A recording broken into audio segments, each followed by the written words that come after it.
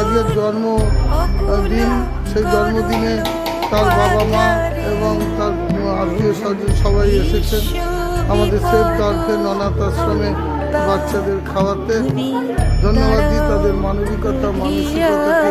ঈশ্বরকে প্রার্থনা করি, ঈশ্বর এই ভালো রাখবে, ভালো রাখো, সুখে রাখো, শান্তিতে রাখো। দেবাঙ্গিক দাস আজ এই পৃথিবীতে নেই, কিন্তু ঈশ্বরের কাছে আছে। আমরা বিশ্বাস করি সেই দেবাঙ্গিক দাস ঈশ্বরের কাছে আছে, ভালো আছে। তার আত্মাকে ঈশ্বর ভালো রেখেছে, শান্তিতে রেখেছে।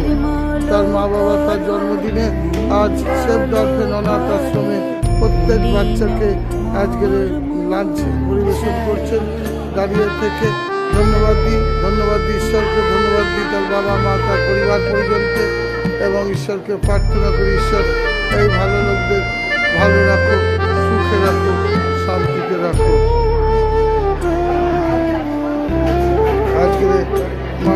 থেকে শুরু করে মাছ থেকে শুরু করে পায়েস থেকে শুরু করে দিদি পায়েস নিজে করে এনেছেন। পায়েস থেকে শুরু করে অনেক কিছু বাচ্চারা আজকে খাচ্ছে।